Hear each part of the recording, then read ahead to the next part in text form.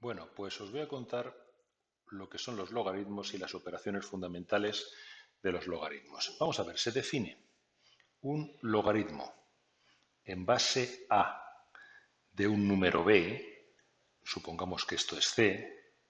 C va a ser el número al que tengo que elevar la base para que me dé el número que está dentro del logaritmo. Esta es la definición. ¿De acuerdo? El logaritmo en base a de un número b es el número al que tengo que elevar, el exponente al que tengo que elevar a para que me dé b. ¿De acuerdo? Esta es la definición.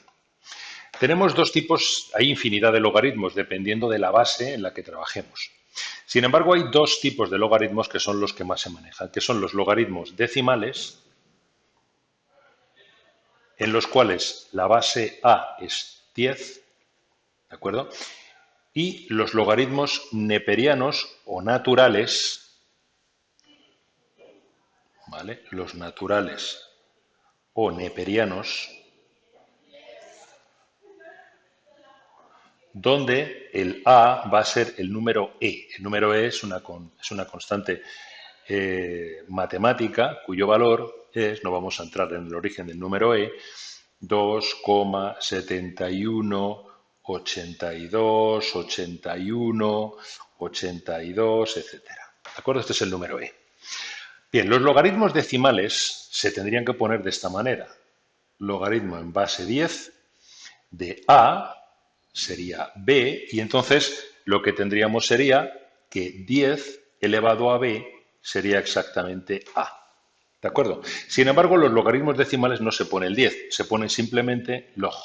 Así que cada vez que veáis log, se trata de un logaritmo en base 10. Si tenemos que el logaritmo de a es igual a b, tenemos entonces que 10 elevado a b, como he dicho antes, va a ser igual a a. ¿De acuerdo? Estos son los logaritmos decimales. Mientras que los logaritmos neperianos serían los logaritmos en base e de a, si esto es igual a b, esto implicaría que e elevado a b sería igual a a. ¿Cómo los vamos a escribir? No los escribimos como logaritmo en base e. Lo que ponemos es ln de a sería b. Sabiendo esto, es un logaritmo natural, es un logaritmo neperiano, ya sabemos que la base del logaritmo, aunque no esté puesta, va a ser el número e. Por lo tanto, será que e elevado a b va a ser a. ¿De acuerdo? Esta es la definición de los logaritmos. Vamos a ver algunas operaciones interesantes, sobre todo desde el punto de vista de química, con los logaritmos. ¿De acuerdo? Operaciones que tenéis que conocer. La primera de ellas, el logaritmo, pongamos decimal o neperiano, me da igual, de un cociente va a ser la resta entre el logaritmo del numerador menos el logaritmo del denominador. Esta es la primera propiedad de los logaritmos que debéis conocer. Bien, por otro lado tenemos el logaritmo de un producto, que en este caso será igual a la suma de los dos logaritmos, o de los tres o de los que sean. ¿De acuerdo? Estas son dos propiedades fundamentales de los logaritmos. Luego tenemos el logaritmo de una potencia. El logaritmo de a elevado a b, esto va a ser igual al exponente b por el logaritmo del número que está dentro. ¿De acuerdo? Esto sirve para cualquier base, tanto en base 10, los decimales, como los neperianos, por supuesto. Después podemos tener, por ejemplo, propiedades como, si yo tengo un logaritmo en base a de a elevado a b, esto obviamente es b, dado que b tiene que ser el exponente al cual yo elevo a para que me dé a elevado a b. Un ejemplo clásico lo tenemos pues con el logaritmo de 10 elevado a 3, por ejemplo. Si se trata de un logaritmo decimal, el logaritmo en base 10 de 10 elevado a 3 será 3. ¿De acuerdo? Igual que el logaritmo de 10 a la menos 4, si estamos en base 10, será menos 4, evidentemente. Y exactamente igual en base exponencial, es decir, el logaritmo neperiano cuya base es e de e elevado al cuadrado, evidentemente va a ser 2. ¿De acuerdo? Como si hago el logaritmo neperiano de e elevado a menos lambda t. Esto será menos lambda t. ¿De acuerdo? Porque, repito otra vez, es el exponente al cual tengo que elevar la base para que me dé lo que está dentro del logaritmo. ¿Entendido? Estas son las operaciones básicas que tenéis que conocer. Y ahora vamos a ver algunas ecuaciones típicas en las cuales manejamos logaritmos. Por ejemplo, la primera de ellas, la ecuación de Henderson-Hasselbalch. Henderson-Hasselbalch, que es la que me da el pH en función del pK y de las concentraciones de ácido y de base. Sería pH es igual al pK sub A menos logaritmo de la concentración de ácido partido por la concentración de la base. Esta es la ecuación. Si yo quiero, por ejemplo, despejar la concentración de ácido y la concentración de base, entonces empiezo por despejar y dejar solo el logaritmo.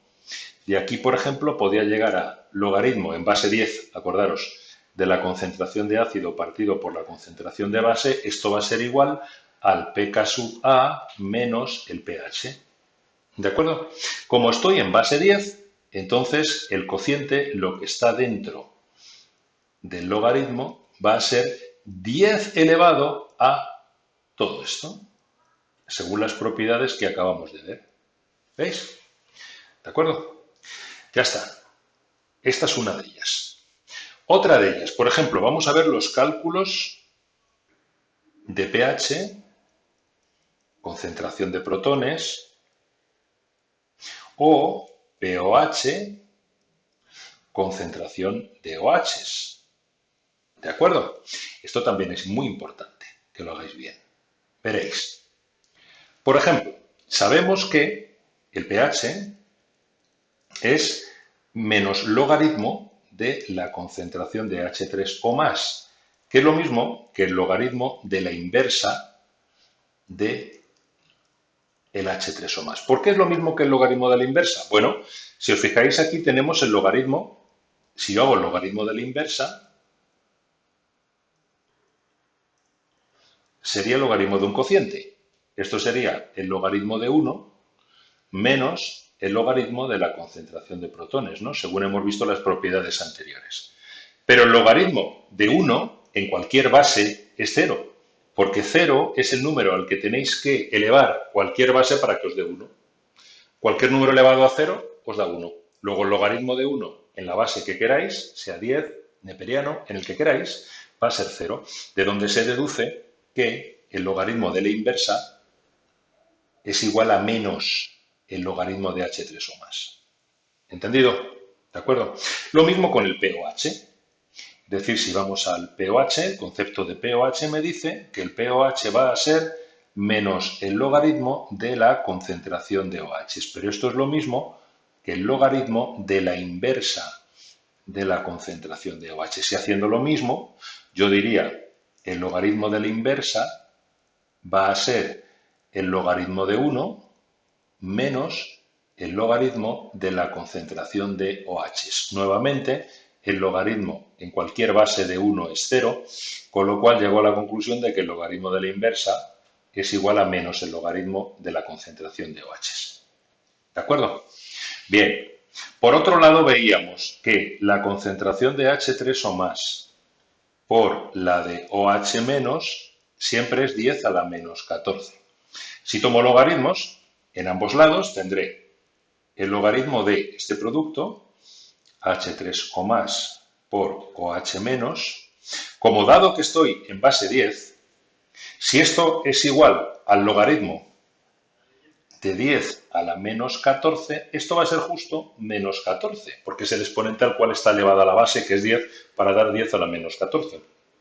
¿De acuerdo? Pero no olvidemos que el logaritmo de un producto es la suma de los logaritmos. Así que tendré que el logaritmo del H3 o más el logaritmo del OH menos va a ser menos 14. Si yo cambio de signo a todo, tendré menos logaritmo de H3 o más menos logaritmo de OH menos es igual a 14. Fijaros que esto es el pH y esto es el pOH. Así que la suma de ambos, ya sabéis, 14. Otra expresión importante que se deduce de los logaritmos. Exactamente igual con el pk sub a y el pk sub b. Sabemos que k sub a por k sub b ha de ser también 10 a la menos 14. Podemos hacer lo mismo. Tomamos logaritmos a ambos lados. El logaritmo de k sub a por k sub b, esto va a ser igual al logaritmo de 10 a la menos 14, que como estoy en base 10, será justo menos 14. Si hago el logaritmo del producto como el logaritmo de la suma, luego tendremos entonces que el logaritmo de k sub a más el logaritmo de k sub b va a ser menos 14. Cambiando de signo, menos logaritmo de k sub a menos logaritmo de k sub b, esto es 14. Es decir, que el pk sub a más el pk sub b va a ser, esto es 14. ¿Veis? Otra ecuación importante que se deduce también de los logaritmos. Y muy importante, por ejemplo, imaginemos que tenemos el pH, que es menos logaritmo de la concentración de H3 o más, y quiero saber cuál es la concentración de H3 o más. Pues no olvidéis que el pH es el número al cual tengo que elevar la base, que sería 10 en este caso, para que me dé lo de dentro. Entonces, por la propia definición del logaritmo, la concentración de protones será 10 elevado a menos el pH. Aquí lo tenemos, en moles por litro. De igual manera, si el pOH es el menos logaritmo de la concentración de OHs, entonces la concentración de OHs sería 10 elevado a menos el pOH, también en moles por litro. ¿Entendido? Aquí lo tenéis también. Estas son maneras muy fáciles de obtener. Si yo os doy la concentración de protones, no tenéis más que averiguar el menos logaritmo o el logaritmo y luego cambiar de signo y tenéis el pH. Si os doy los OHs, lo mismo. Averiguáis el logaritmo, cambiáis de signo y tenéis el pOH. Pero si os doy el pH, sacar la concentración de protones es muy fácil, porque es 10 elevado a menos el pH. Es decir, si yo tengo, por ejemplo, si el pH es 3, la concentración de protones será 10 a la menos 3 molar. Si el pH es 2,3, 10 a la menos 2,3 molar. Si pOH es menos 4,5, perdón, más 4,5, 4,5 sería, pues entonces la concentración de OHs sería 10 a la menos 4,5 molar. ¿Entendido? Fácil. Esto en cuanto al pH. Vamos a ver una cinética de primer orden, que aquí utiliza logaritmos neperianos. De primer orden. ¿De acuerdo? Si hacéis una cinética de primer orden y hacéis una integral, la integral os va a salir que el logaritmo neperiano de a menos el logaritmo neperiano de A0, esto va a ser igual a menos K por T, por ejemplo, ¿no? Os sale esto, de la ecuación integrada os da esto. Fijaros que aquí tengo una resta de dos logaritmos. Si tengo la resta de los dos logaritmos, yo puedo hacer perfectamente el logaritmo del cociente. Logaritmo de A partido por A0, ¿no? Eso es la resta de los dos logaritmos. Esto va a ser menos K por T. Y ahora tengo un logaritmo neperiano. Luego mi base es E. Con lo cual, si quiero calcular A partido por A0, esto será igual a E elevado a menos K por T. De donde llego a la famosa ecuación de primer orden. A es igual a A0 por E elevado a menos KT. Cinéticas de primer orden. ¿Entendido? ¿Veis cómo llegamos de la ecuación integrada, que es esta, en forma logarítmica, a la ecuación integrada en forma exponencial, que es esta otra? En el fondo es la misma ecuación. ¿De acuerdo? En el fondo es exactamente la misma ecuación. Así que o bien podéis manejarla en forma integrada o bien podéis manejarla en forma integrada pero exponencial. Vale, lo mismo o muy similar con la ecuación de Arrhenius.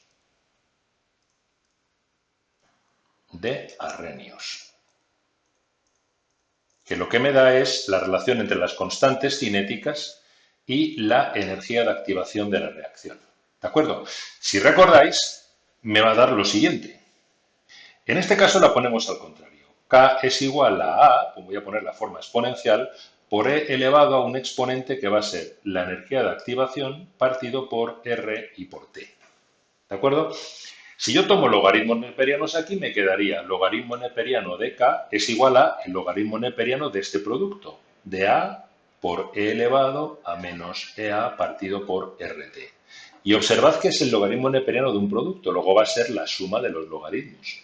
Logaritmo de A, neperiano de A, más el logaritmo neperiano de E elevado a menos EA partido por RT. Pero no olvidemos que el logaritmo neperiano es un logaritmo en base E. Con lo cual, si tengo el logaritmo en base E de E elevado a menos energía de activación partido por RT, esto es exactamente menos la energía de activación partido por RT. Dado que el logaritmo, otra vez, según la definición, es el exponente al cual tengo que elevar la base, que en este caso es E, para que me dé lo que tengo dentro, que es todo esto que tenéis aquí. Luego entonces llego a la otra ecuación de Arrhenius, que sería el logaritmo neperiano de K es igual al logaritmo neperiano de A menos energía de activación partido por RT. Ya tengo la otra forma de expresar la ecuación de Arrhenius. ¿De acuerdo? En forma logarítmica. Bien, si trabajo a diferentes temperaturas, pues por ejemplo podré decir que el logaritmo neperiano de K1 será igual al logaritmo neperiano de A menos EA partido por RT1. Si trabajo a otra temperatura, logaritmo neperiano de K2 sería logaritmo neperiano de A menos EA partido por RT2. ¿De acuerdo?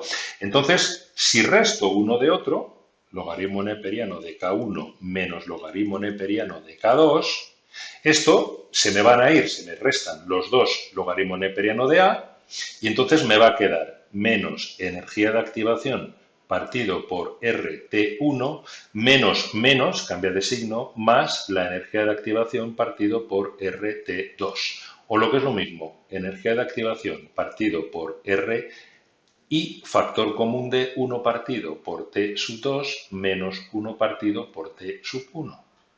¿Veis? Ahora bien, el logaritmo neperiano o la resta de dos logaritmos neperianos es el logaritmo neperiano del cociente. K1 partido por K2. Luego esto lo podré poner de esta manera. EA partido por R, 1 partido por T2 menos 1 partido por T1. Aquí tenemos otra manera de expresar la ecuación de Arrhenius. Y finalmente, dado que se trata de un logaritmo neperiano, si yo quiero obtener lo que está dentro del logaritmo neperiano, K1 partido por K2, esto va a ser igual a la base E elevado a todo lo que tengo después. La energía de activación partido por R, 1 partido por T2, menos 1 partido por T1. ¿De acuerdo? Otra manera de expresar la ecuación de Arrhenius. Aquí lo tenéis. Obtengo la relación entre las dos constantes de velocidad.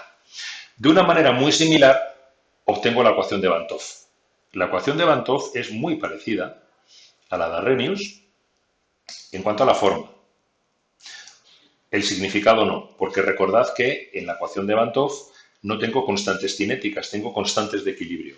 Y no tengo energía de activación, tengo entalpía de reacción. Pero la ecuación es muy parecida. Si recordáis, llegamos a lo siguiente.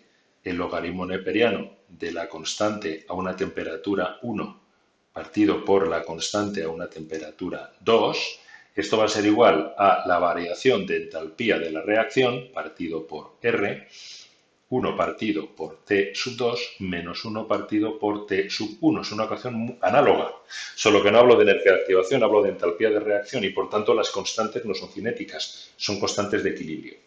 ¿De acuerdo? Entonces, de aquí puedo obtener, si queréis, también esta relación. La relación entre las constantes de equilibrio a diferentes temperaturas va a ser E elevado, dado que estoy tratando con logaritmos neperianos, a la entalpía de la reacción partido por R, 1 partido por t sub 2 menos 1 partido por t sub 1. Y así llegaría a la otra fórmula de Bandt en forma exponencial. Aquí la tengo en forma logarítmica. En fin, chicos, ya sabéis, los logaritmos no hay que tenerles miedo, es muy fácil, lo único que debéis tener claro son las operaciones que podéis hacer con ellos y exactamente lo que significan.